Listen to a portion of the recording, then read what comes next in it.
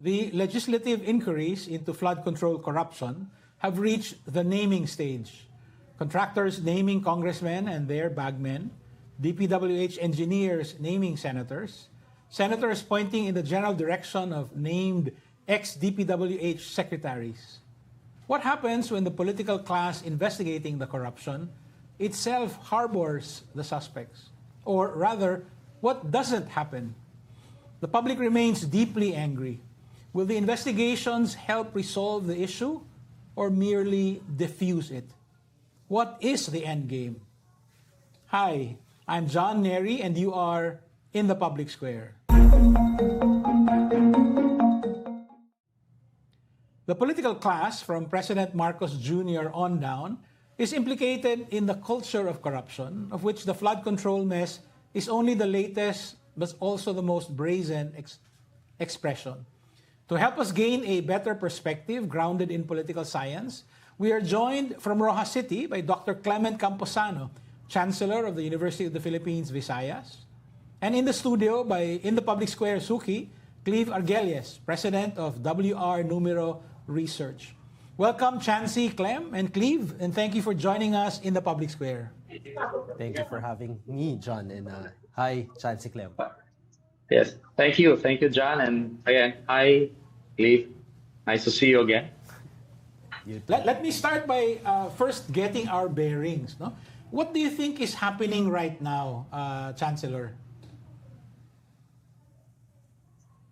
Okay, John. First of all, I don't think that what's happening now is really new. We've seen this all before. Mm-hmm. Maybe this is just a matter of scale, but what's happening is that this is this periodic cycle of people being enraged by corruption that they have always known to be there, except that the scale becomes scandalous. So, but really, if you think long and hard about it, this is something that we've seen before. No? So walang bago. No? There's nothing new about this. And that's really, I think, my concern, because we seem to be going around in circles when it comes to the problem of corruption. Cleve, nothing new, but maybe except scale. Do you agree with that? Yeah, I think the magnitude, the amount of money that we're talking about here, it's billions and billions of pesos. It's unimaginable for an ordinary Filipino. But I also think that what's happening is that yes, it's part of this cycle that we discover corruption issues and kind of like purge the nation from corruption.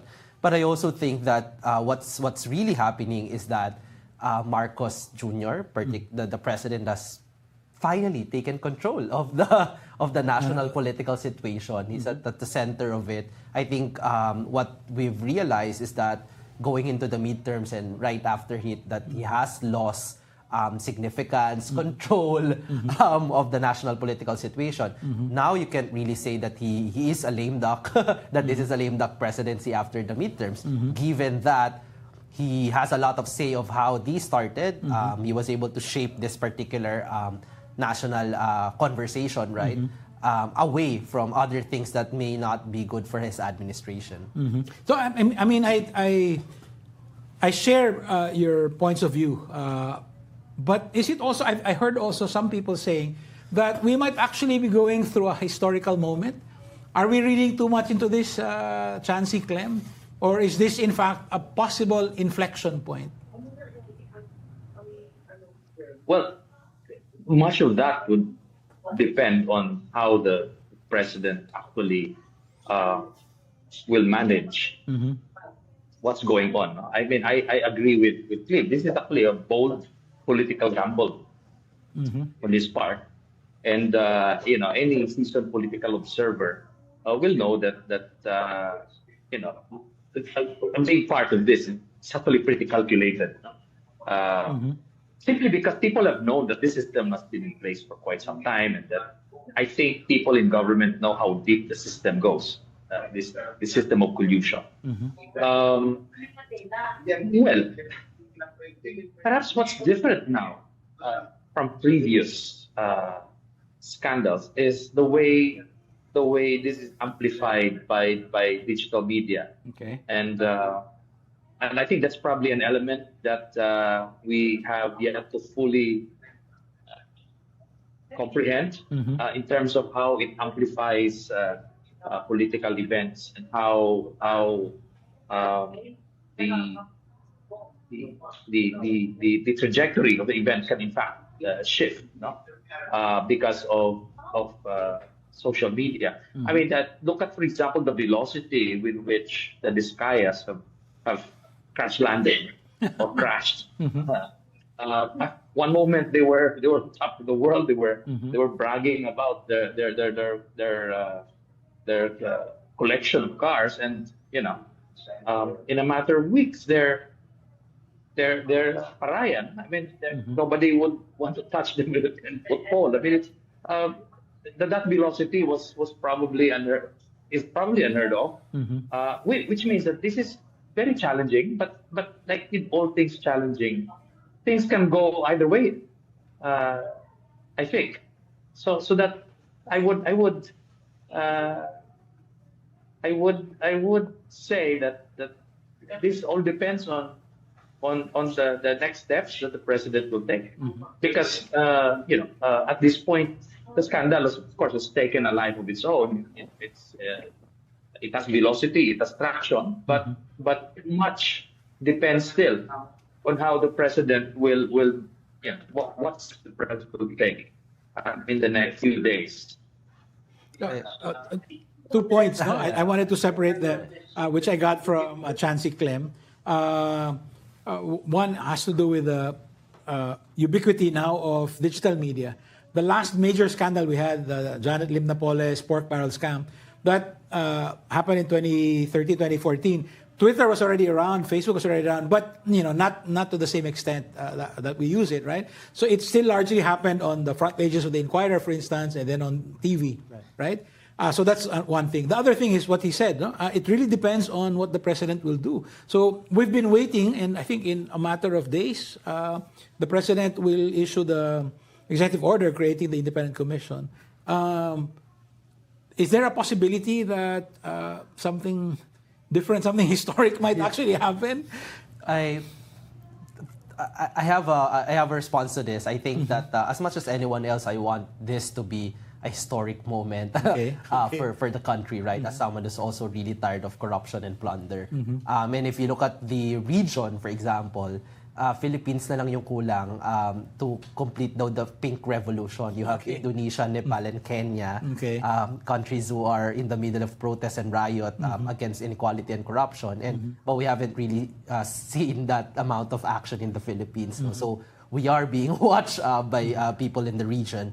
But I think that from a pessimistic point of view, to me the problem is the current structure, kind of like from a structural point of view, that I don't know how credibly the president can be a champion of anti-corruption to the point that he will be able to credibly purge the government without really facing also the corruption allegations, not allegations, but the corruption issue of the Marcos family, right? So I think that, yes, I will, of course, I look forward to what the president will be doing, including the independent commission, right? But there's a structural problem there. He will always be a Marcos, and unless that they face the music as well, then it's not going to be as credible. And tied to that story of the structure is that I think the problem is that our current political landscape is that our elites are fragmented. And because of that... And fighting each other. And because of that, I think for it to be a historic moment, there must be some kind of wind that will blow into a specific direction. The problem is that there's so many winds, no? At yung my fear is that, like, I'm not sure if I'm correct, but in a weather system, no, they probably just cancel each other out at the end of the day. That's my fear. Or create a bigger storm. Could be, right? If it meets in the right opportunity. But my optimistic from an optimistic point of view, this is probably, especially in recent years, a historic opening for the country because I think there is an observation among people like me na maybe corruption is no longer an issue for the Filipino people, given how Marcos won the presidency. Duterte was elected to the vice presidency. We had the Farmally scandal. There were attempts to bring back the attention of the public to these particular issues, but the public did not embrace it, and we had this feeling that it was being rejected or marginalized or sidelined. So that alone, I think, is very important. Could not be, maybe it's not yet a historical moment that has crystallized, but maybe an opening, because if it is back into people's attention and people demand transparency again, anti-corruption, kind of like a ritual of national moral renewal, then that means that their considerations of who to vote for, who to support, what kinds of actions the government will be embraced will also change. Chancey, do you think this is not a Nixon in China moment for Marcos? No, I mean, like, only Nixon, the arch conservative, could have made this the opening to Mao Zedong's China. We're not saying that only Marcos, who's comes from a corrupt family, can fight corruption. Does the president need to be credible, or does he only need to put political will behind the effort here?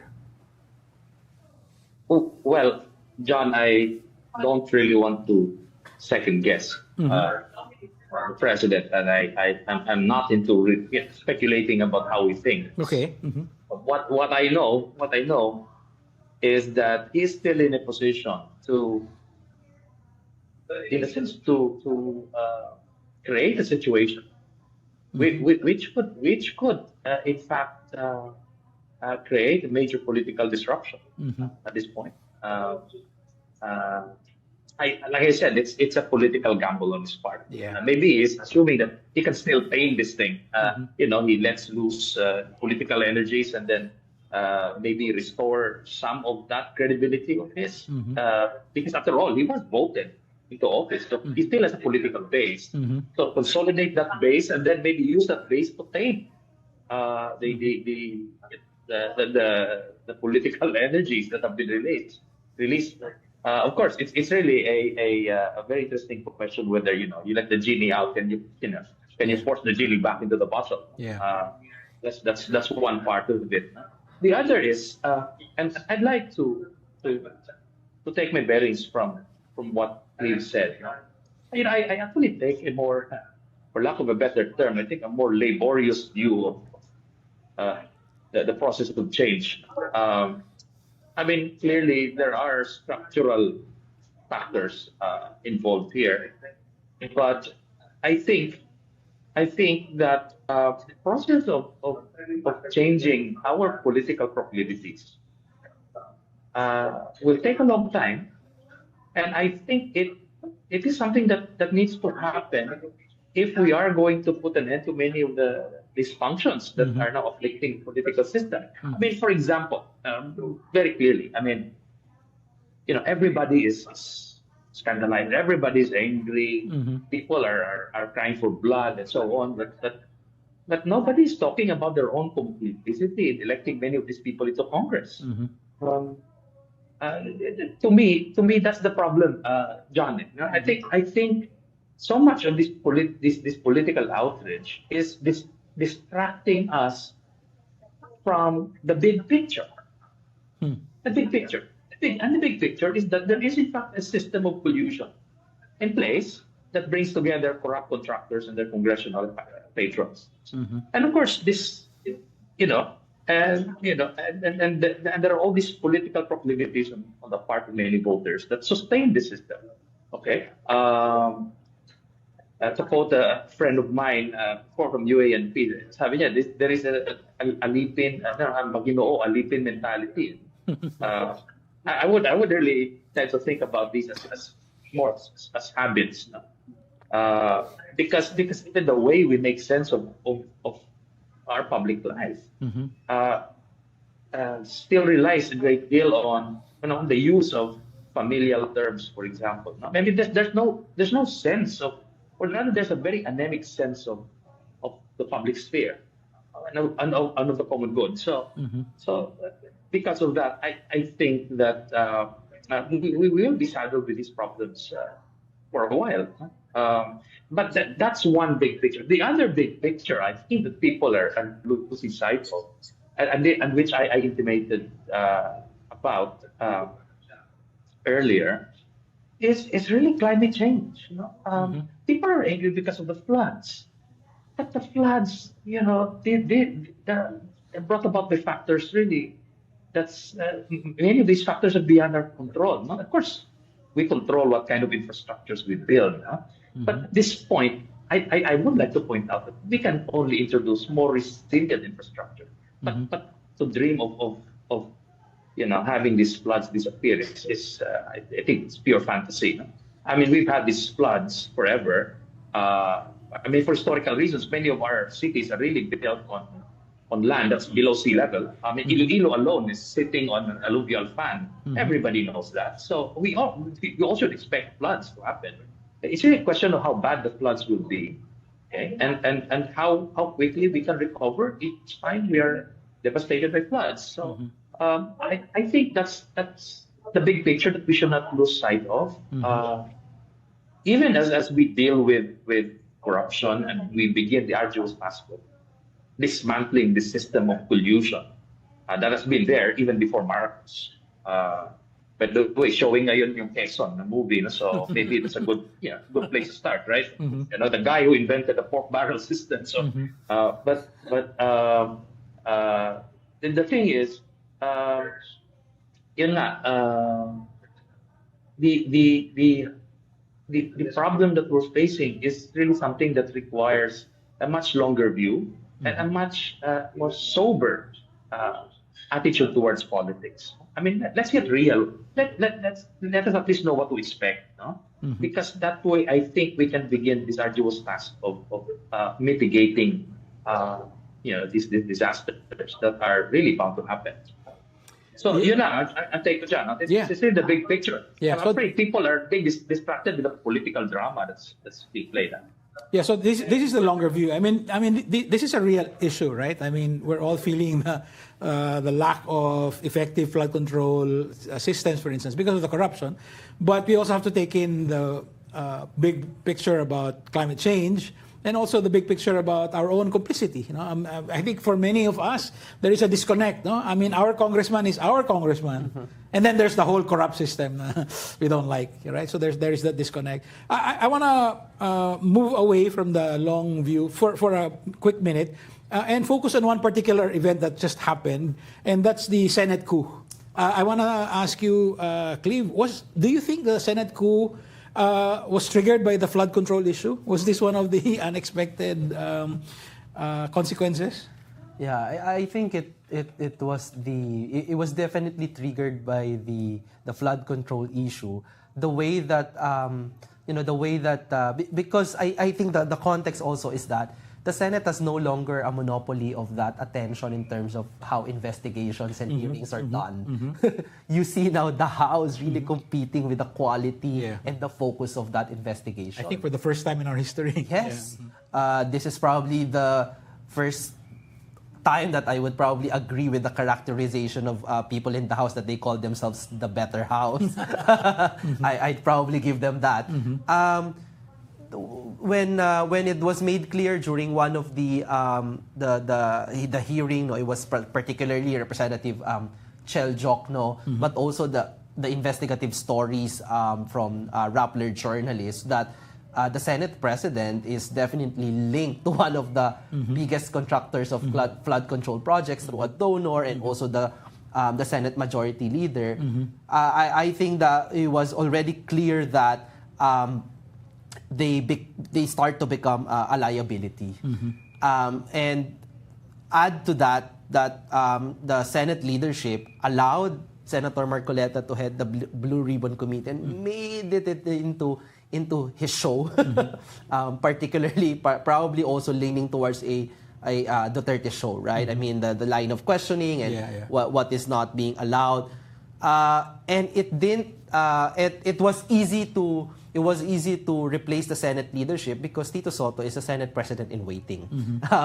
He has the background to be able to galvanize his colleagues. So it was also just it was the right opportunity came, and in fact, as you can see, the majority is not really big of that. A majority. So you can't really also say that this is going to be a stable new Senate leadership. So it was just that the right moment that their colleagues in the Senate felt that the Escudero leadership has become a liability and that they're thinking about their political careers to be attached to corruption. Of course, for some of them, they came back to the Senate even if they were attached to corruption. But of course, it's a make or break. And then, of course, the credibility of the Senate. So I just thought that it was too much for them, and it was very easy to switch to Tito Sotto. And what was revealed is that the rumors, the observation that what holds the Escudero presidency in power is in fact the Duterte bloc, and that's been revealed now. That's right. Chancey, you spend a lot of time both in Iloilo, which is where UP Visayas is based, and in the NCR. How does this particular event, this leadership change in the Senate, play in your part of the Visayas? I mean, did people even pay attention to this?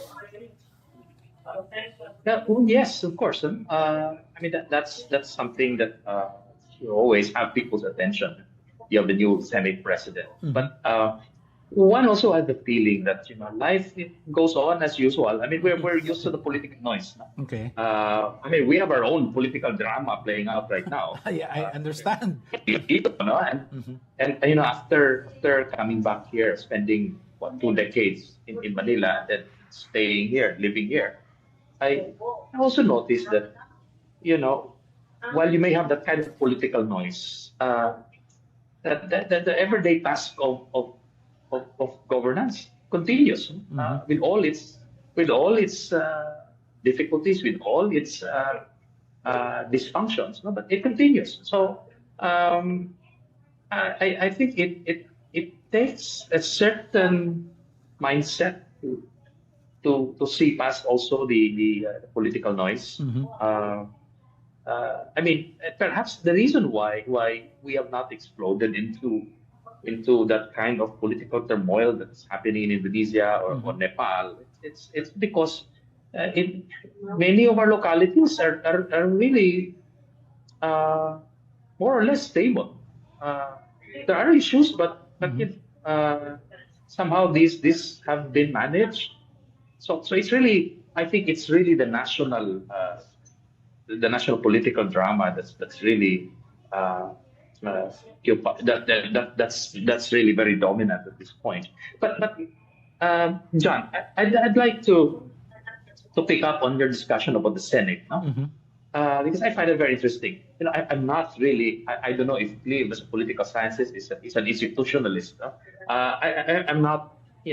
I'm not 100% institutionalist, mainly because I'm also into anthropology. No? But the thing is, the volatility of the Senate, I think, is a result of the very design of our institutions. No? What am I talking about? Well, 2 elements. Yeah. One, you have a single-term president. Okay. And once you reach the midpoint of single-term presidency, and you don't, and your coalition is really a very tentative one, and that is clearly the case in the Philippines, or all our political coalitions are tentative and infinitely unstable. So the moment you reach the middle part of the term, the tensions and the maneuverings and the volatility increases. Okay, that's one side. Okay. Kasi wala na second term yan. No? The other is that, when Quezon, balik tayo kay Quezon, when Quezon restored the Senate in I think it was in 1940, if I'm not mistaken, he did not really restore the Senate, but he created a new Senate, which was actually elected at large. Yes. Whereas before it was elected regionally, this time it's elected at large. So what you have now is 24 people. I think half of them, or maybe a third of that Senate, are potential presidential candidates. You can imagine, for example, that this creates a Senate that is, I think, by design, will always be at loggerheads with the executive. Alam mo yun, no? Parang frenemy, no? Kaibigan mo, pero at any moment can turn against you, no? If it suits many senators. So ganon, no? The Senate, because it's a nationally elected Senate, means that it's always a staging ground for the presidency. And if you look at the cost of running a campaign right now, national campaign, and we're talking about billions, I think the more political controversy you create, the better, as long as it keeps you in the front pages. Huh? I mean, I don't think that this is something that is lost to our senatorial leaders. No? Malinaw yun sa kanila. No? So this political controversy can also really benefit a lot of some people. So yun, sa tingin ko, may I think this is partly by design na may ganito tayong problema. Because if this were a regionally elected Senate, I don't think you would have that same kind of volatility. So there. So medyo may problema sa design. That's why I've always advocated for a regional Senate and maybe a return to a two-term presidency. Because that affords us some measure of political stability. It's not really because we have so many parties right now. I think the fragmentation of political party system, which is really fragmentation, and you can say it's the fragmentation of the political establishment. It's really because you have a single-term president. I think that's my view of the situation. So it's really scandal. It's controversy prone.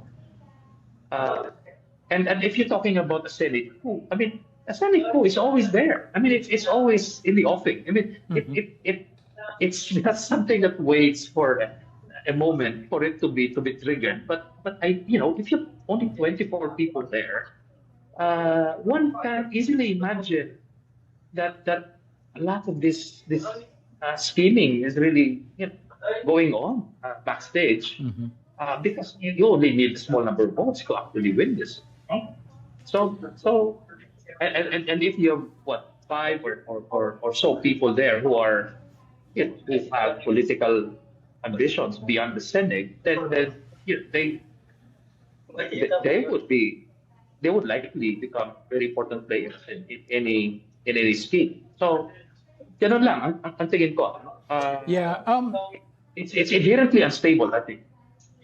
Yeah, I think, of course, we all understand why we have a single-term presidency. That's a reaction to the very long Marcos rule of the first Marcos, right?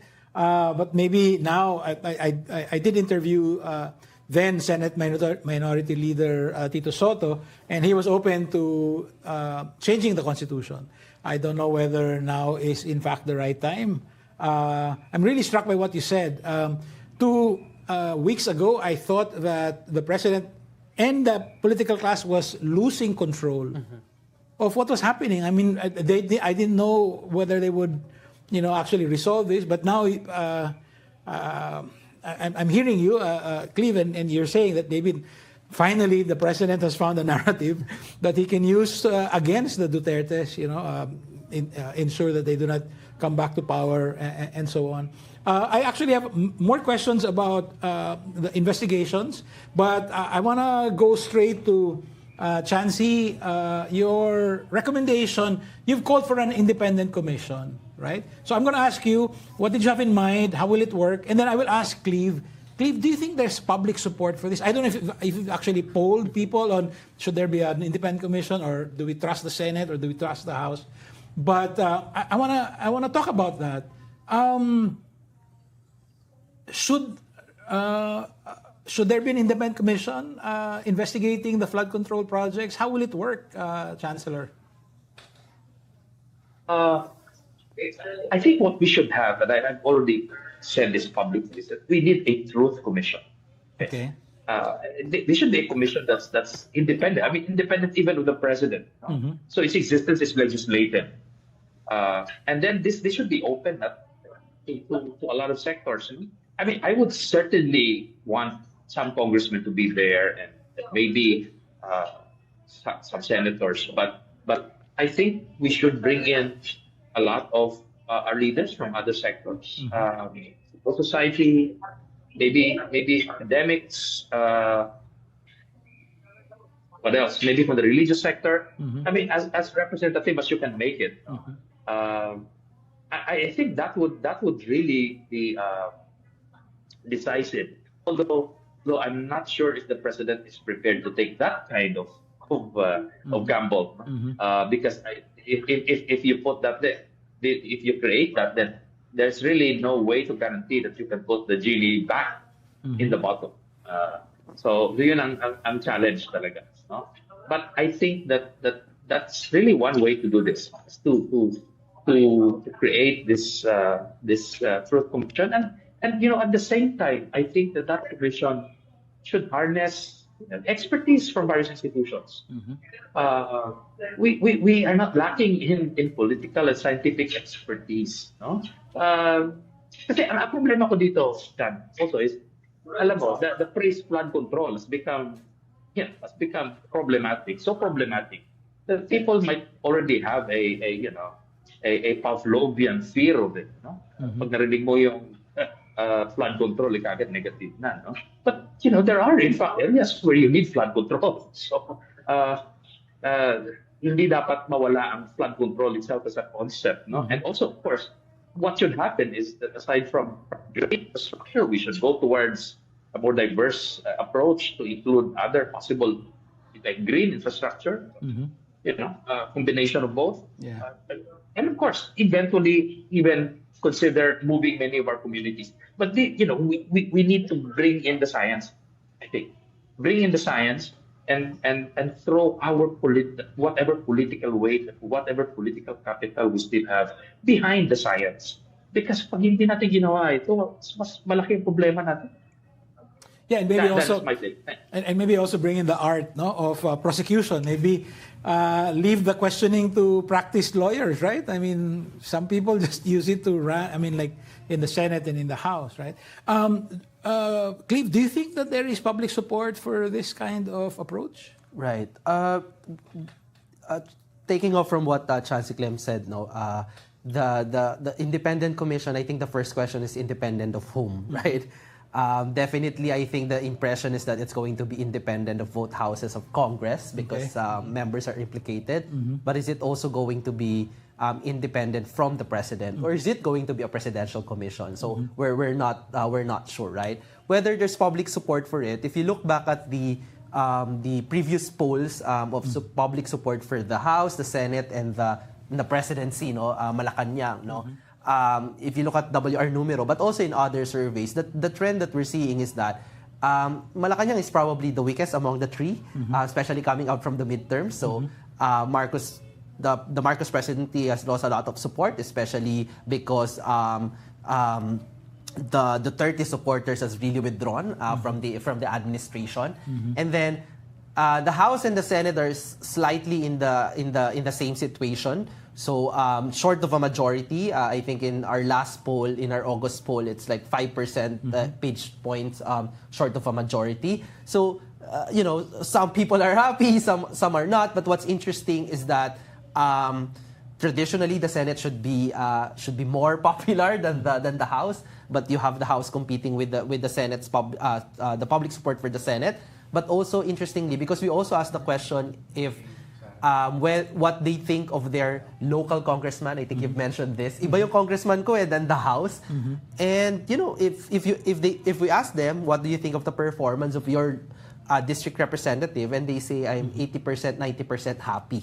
So there's a difference in dynamic, no? Maybe if a specific congressman is speaking for his district versus the House speaking versus the Senate and specific senator, it complicates things.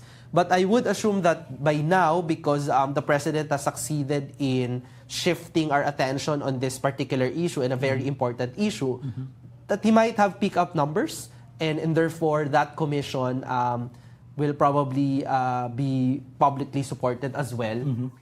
Will it depend also on the names that the personalities that he will appoint to it?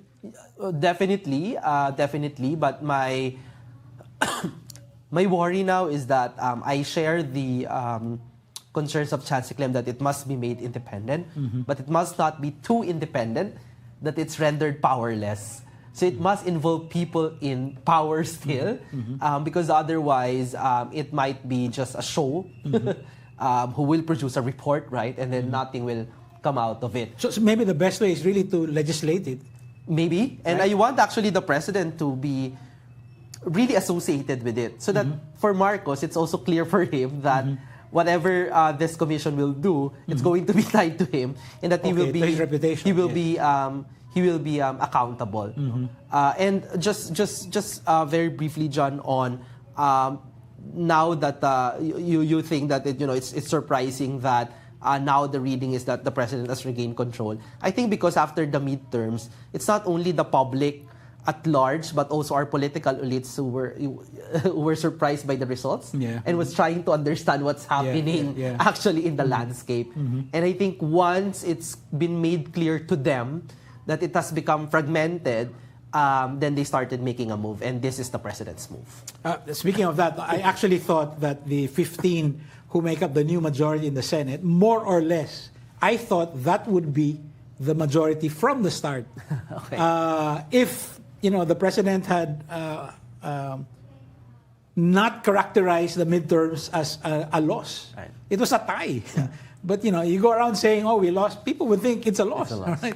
Anyway, whatever happens, whether it's the Senate investigation or the House investigation or the independent commission of the president or a legislated independent commission, the Disgaya couple will figure prominently in it, partly because of their own self-sought prominence, right? They wanted to be famous, and they got a different kind of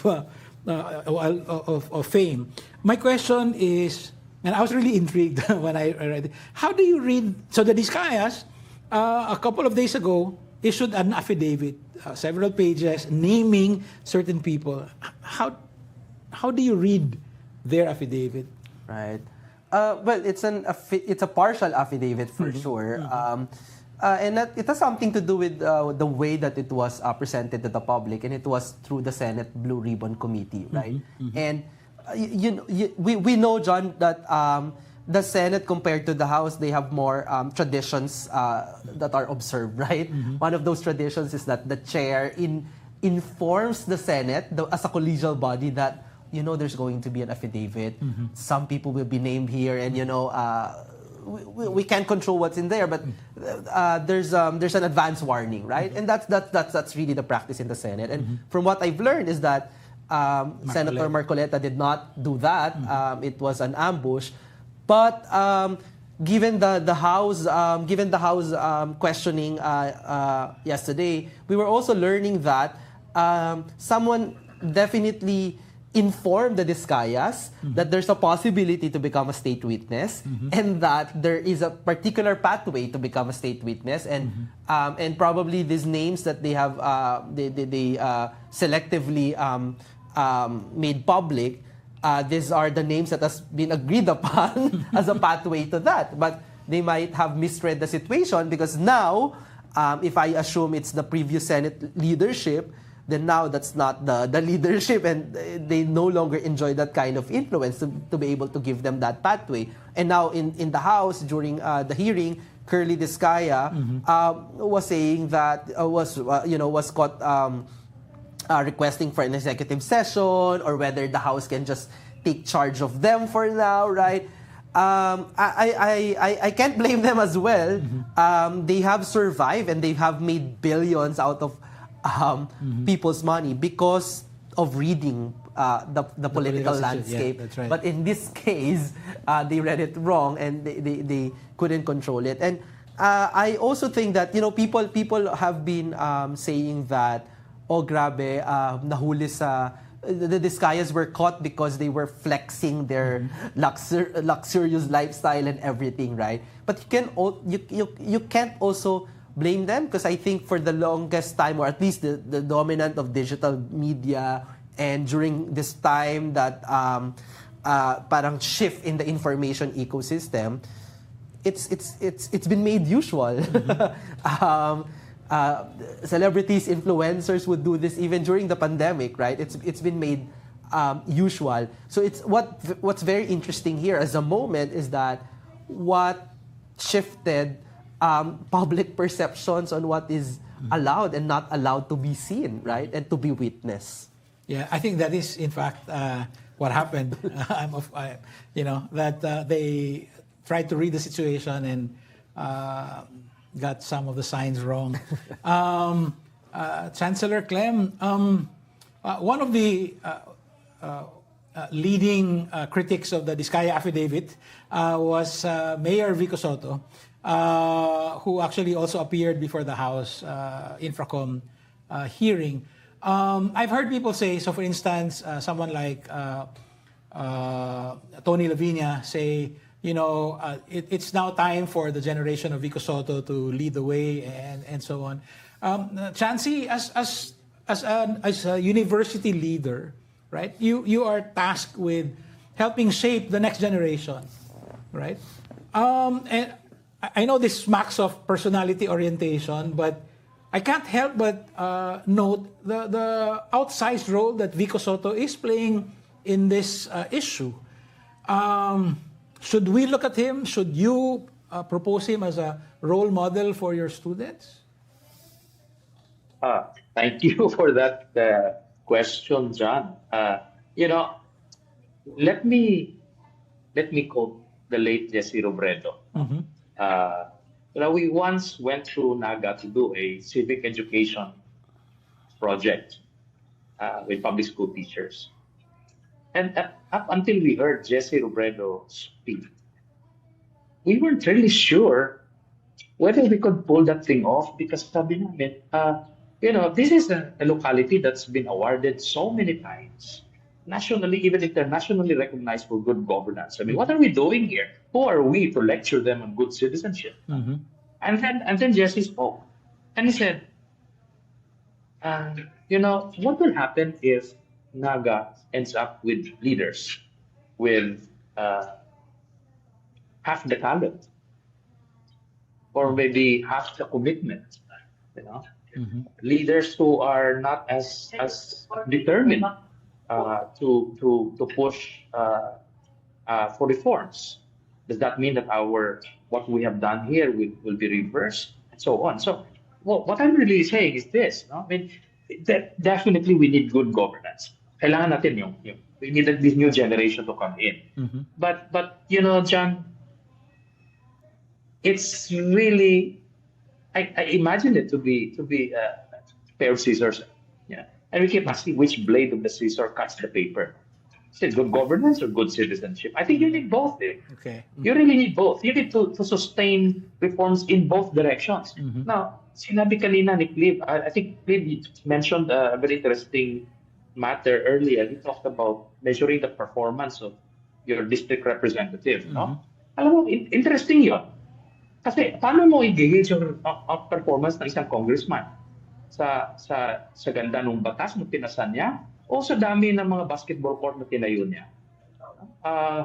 Those are two very different things, but I have a sense that my sense rather is that yung congressman na walang batas na pinasa pero ang daming pinagbigyan dyan sa distrito niya, yun yung talagang highly rated. No?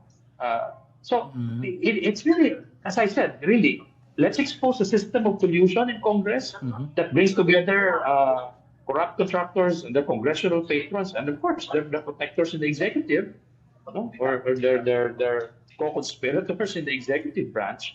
But let's not forget the sort of political proclivities that actually sustain this system. No? Kasi meron kang congressman, pero actually ang expectation natin naman sa congressman natin, maging dato yan eh. Yung dato basically goes around, di ba? Dispensing patronage, right? Acting like one. So yun nga, sabi ko, may demokrasya tayo, in-import na natin yung hardware ng presidential system of government. Ang problema yung software natin may kakaiba eh. No? That's why our institutions cannot function the way they were designed to function. because I think that culturally we have all of these problems that have to do with our inability to imagine our place within this larger society of anonymous others. No? Wala tayong sense of the public eh. Tingnan mo to, very, very, ito lang madalas example na ginagamit ko, John. Ano? When I was doing field work in Hong Kong, madalas sinasabi sa akin ng mga OFW kasi favorite pastime namin marites eh, no? Ganun talagang ethnography, marites yun, di ba? So ang madalas sinasabi sa akin ng mga OFW, kinikwento nila yung hygiene ng mga amo nila. No? Sabi nila, itong mga ito, hindi yan araw-araw naliligo, hindi araw-araw nagpapalit ng damit, no? Hindi katulad ng mga Pilipino, araw-araw naliligo, 2 beses. At saka yung sinuot natin ngayon, hindi na natin susuot bukas. No? Sabi ko nga, kung ganun kalinis sa katawan ng mga Pilipino, bakit ang dumi ng Pilipino? Diba?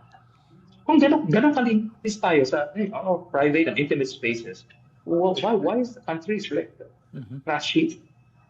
So there's that major disconnect. I think that has to do precisely with our inability to locate ourselves within this anonymous society, this larger society. Hindi natin na-imagine yun eh. In fact, that's the reason why any politician needs to craft his strategy or to devise a strategy around, rather by extending simply the ethos of family and ethos of intimacy. Diba? So lahat yan, may mga nickname yan. Lahat yan, nagmo-mobilize ng mga, very emotional na mga cues and so on. Because really, you cannot just appeal to their, to the sense that people will favor you because you have a good program. So to me, it's ultimately, I think, a problem of citizenship. And I think any design or redesign of the institution will falter if we don't do a serious, we don't push long and hard about the need to educate citizens. We're not doing that at the moment. Okay? Yung curriculum natin sa eskwela alam mo grade 3 pa lang may civic ka na no. Pero ano naman klaseng civics ang natutunan ng mga tao doon? So I think we need to do some serious rethinking here. Well, Chancey, thank you for answering a personality-based question with a structural or systemic answer. One last question for the both of you. First for Chancey, and then we'll have the last word to care of Cleve. Last week, Rappler editor and columnist Herbie Gomez wrote this really insightful and very well-written column where, among other things, he said that the only infrastructure in our country does not collapse is the wall that protects the powerful. Given that, no, how do you think this particular flood control corruption issue will end? I mean, based on our history, but also maybe with a little dose of optimism, what is the end game, Chancey? John, ako tingin ko dapat we should look at this controversy in terms of what opportunities there are, no, to effect some measure of change in the system. Let's be opportunistic. No?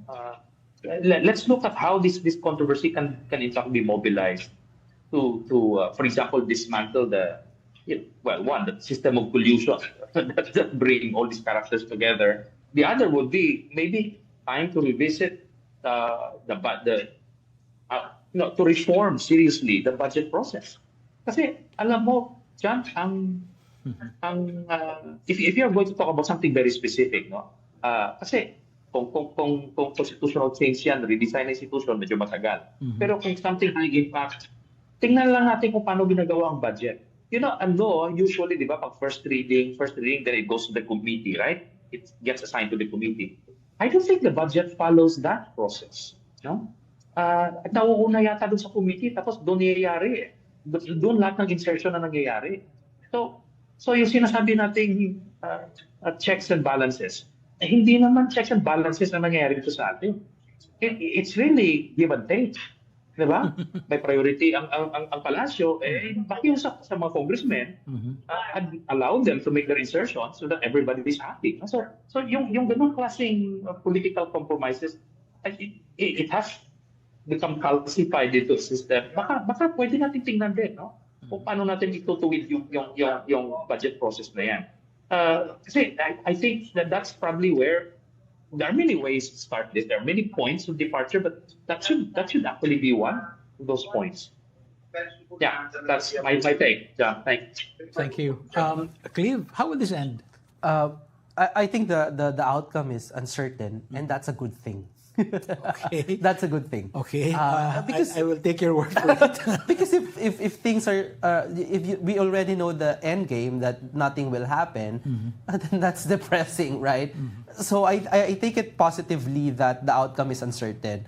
One, on the level of the political elites, it's uncertain which of them will be able to convince the public what way this issue should go, right? Whether it's going to be Malacanang led direction, or it's going to be the Senate or the House, right? The difference is that whoever gets to convince the public consolidates public support on that direction. Therefore, then they have an upper hand on dictating the terms of what will happen next, right? If it's going to be with the Senate, I could imagine a lot of the congressmen will be prosecuted, and then if it's the House, then it's going to be the reverse. The senators will be the focus of the attention. If it's the president who gets to lead, then now he has another way to revive his presidency. But also, second, I think it's also uncertain still how the public will react. My observation is that the public is generally very indignant about what they see. I like the fact that we have a very visual representation of the cash on the table, that obscene amount of cash. We live in a very visual world now, right? So I think that's very important. So I can't wait to see whether that kind of visual evidence will turn this indignant public to take action, right? Because I also think that one of the legacies of the Duterte years is really just a public resigned and demobilized, right? But I can see that it's possible for us to relearn the ways and to relearn the ways and rebuild the civil society. I was a youth, an active student leader during the time of the Million People March, and that was an exciting time. I can remember that we went through the different, because I was from UP Manila, we went through the different universities in the university belt that usually wouldn't really participate in a political protest, right? Well, we were able to get the dancing troops, the varsity, everyone to join the Million People March. I think there is an opportunity for that to happen again, and I think that's also if among the different uncertain outcomes, I think that's the outcome that our political elites are most scared of, that the public will rediscover their power and take matters into their own hands. Some people are thinking that maybe something like what happened in Indonesia, the storming of the house. So they tried to do that with the Disgaya house, right? But I think the political elite can rest assured that that happened in Jakarta because they don't have gated subdivisions. Right. They don't have gated communities, right? So the big houses are beside. Dito nakatira sila sa form, nakatira sa may mga guards, hindi pwedeng pasukin.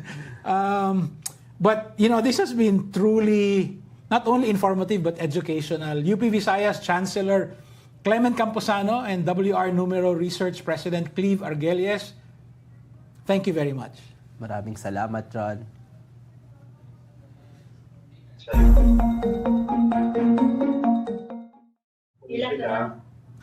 And that's it for us today. The next step for engaged citizens, as always, is to take a more active part in the democratic project, especially in the face of greater political turbulence. Please download the Rappler Communities app and join the chat room of your choice. And if you haven't yet, subscribe to Rappler Plus. Thank you. This is John Nery. See you in the public square.